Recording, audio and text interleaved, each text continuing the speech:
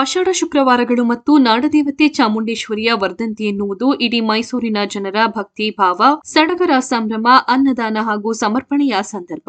ಈ ಸಂದರ್ಭದಲ್ಲಿ ನಾಡದೇವತೆಯ ದರ್ಶನ ಪಡೆಯಲು ಮತ್ತು ತಮ್ಮ ಭಕ್ತಿಯನ್ನು ಸಮರ್ಪಿಸಲು ಲಕ್ಷಾಂತರ ಭಕ್ತಾದಿಗಳು ಬೆಟ್ಟದ ಮೇಲಿನ ಚಾಮುಂಡೇಶ್ವರಿ ದೇವಾಲಯಕ್ಕೆ ಆಗಮಿಸುತ್ತಾರೆ. ಇಂತಹ ಪವಿತ್ರ ಸಂದರ್ಭದಲ್ಲಿ ಮೈಸೂರಿನ ಮಾಜಿ ಸಂಸದರಾದ ಪ್ರತಾಪ್ ಸಿಂಹರವರು ದೇವಾಲಯದ ಮುಂದೆ ನಿಂತು ಮಾಧ್ಯಮಗಳೊಂದಿಗೆ ತಮ್ಮ ಎಂದಿನ ಶೈಲಿಯಲ್ಲಿ ರಾಜಕೀಯ ವಿರೋಧಿಗಳ ವಿರುದ್ಧ ತೀಕ್ಷ್ಣವಾಗಿ ಹರಿಹಾಯ್ದಿದ್ದಾರೆ. ಇದು ರಾಜ್ಯಾದ್ಯಂತ ಚಾಮುಂಡೇಶ್ವರಿಯ ವರ್ಧಂತಿಗಿಂತಲೂ ಸ್ವಲ್ಪ ಹೆಚ್ಚೆ ಸುದ್ದಿ ಮಾಡಿದೆ. ರಾಜಕೀಯ ಪರ ವಿರೋಧಗಳು ಏನೇ ಇದ್ದಾಗಿಯೂ ವರ್ಧಂತಿಯ ಸಂದರ್ಭದಲ್ಲಿ ನಾಡದೇವತೆಯ ಮುಂದೆ ನಿಂತು ರಾಜಕೀಯ ಕೆಸರರ ಚಾಟಗಳನ್ನು ನಡೆಸುವುದು ಇತಿಹಾಸ ಪ್ರಸಿದ್ಧ ಮೈಸೂರಿಗೆ ಶೋಭೆ ತರುವುದಿಲ್ಲ.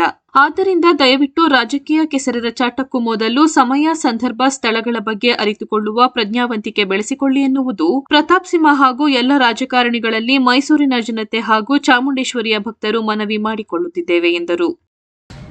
ನಾವು ದೇವಸ್ಥಾನಗಳಿಗೆ ಹೋಗುವಂಥದ್ದು ನಮ್ಮ ಸಂಕಷ್ಟಗಳನ್ನು ಪರಿಹಾರ ಮಾಡೋ, ನಮ್ಮ ಕೆಟ್ಟ ಬುದ್ಧಿಗಳು ಅಥವಾ ದುಷ್ಟ ಬುದ್ಧಿಗಳಿದ್ರೆ ಅದನ್ನು ನಮ್ಮಿಂದ ದೂರ ಮಾಡುವಂತ ಕೇಳ್ಕೊಳ್ಳೋದಕ್ಕೆ ಹೋಗುವಂಥದ್ದು. ಮೊನ್ನೆ ನಾಡದೇವತೆ ಚಾಮುಂಡೇಶ್ವರಿಯ ವರ್ಧಂತಿ ದಿವಸ ಮೈಸೂರಿನ ಮಾಜಿ ಸಂಸದ ಪ್ರತಾಪ್ ಸಿಂಹ ಅವರು ದೇವಾಲಯಕ್ಕೆ ಭೇಟಿಯನ್ನು ನೀಡಿ ಹೊರಗಡೆ ಬಂದು ಇನ್ನು ದೇವಸ್ಥಾನದ ಪ್ರಾಂಗಣದಿಂದಲೇ ಆಚೆ ಬಂದಿಲ್ಲ. ಅಷ್ಟರಲ್ಲಾಗಲೇ ವರದಿಗಾರರು, ಪತ್ರಕರ್ತರು ಬಂದು ಮೈಕ್ ಹಿಡಿದ್ರು ಅಂದ ತಕ್ಷಣ ಓತಪ್ರೋತವಾಗಿ ವಾಚಾಮ ಗೋಚರ ವಿರೋಧ ಪಕ್ಷವನ್ನ ತೆಗೊಳ್ಳೋದಕ್ಕೆ, ವಿರೋಧ ಪಕ್ಷದವರನ್ನ ತೆಗೊಳ್ಳೋದಕ್ಕೆ ಅದನ್ನು ವೇದಿಕೆಯಾಗಿ ಬಳಸ್ಕೊಂಡಂತು.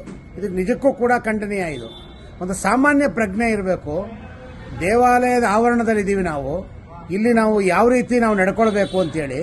ನಾಡಿಗೆ ಇವತ್ತು ಅತಿವೃಷ್ಟಿ ಆಗ್ತಾ ಇದೆ, ಅದು ಎಲ್ಲ ಬೇಡ, ಅದು ತಪ್ಪಿಸಿ ಇಡೀ ನಾಡಿಗೆ ಒಳ್ಳೇದಾಗಲಿ ಅಂತ ಕೇಳಬೇಕಾದಂಥ ಸಂದರ್ಭನ ಬಿಟ್ಟು ಇಂಥ ಪ್ರಜ್ಞಾವಂತರು ಹಿಂದೆ ಎಲ್ಲ ಬರವಣಿಗೆಯಲ್ಲಿ ಇತ್ತವ್ರದ್ದು, ಈಗ ಬರವಣಿಗೆ ನಿಂತೋಯ್ತು, ಈಗ ಬೊಗಳಿಕೆ ಶುರುವಾಗಿದೆ.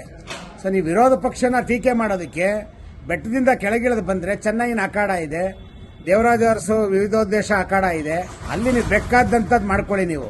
ಆದರೆ ಚಾಮುಂಡಿ ಬೆಟ್ಟದಲ್ಲಿ ಬಂದು ನಾಡದೇವತೆ ಮುಂಭಾಗದಲ್ಲಿ ನಿಂತ್ಕೊಂಡು ಮತ್ತೊಬ್ಬರಿಗೆ ತೆಗೊಳ್ಳೋ ಅಂಥದ್ದು, ಅವ್ರಿಗೆ ಈ ರೀತಿ ಬೈಯುವಂಥದ್ದು ಒಳ್ಳೆಯ ಸಂಸ್ಕೃತಿ ಅಲ್ಲ.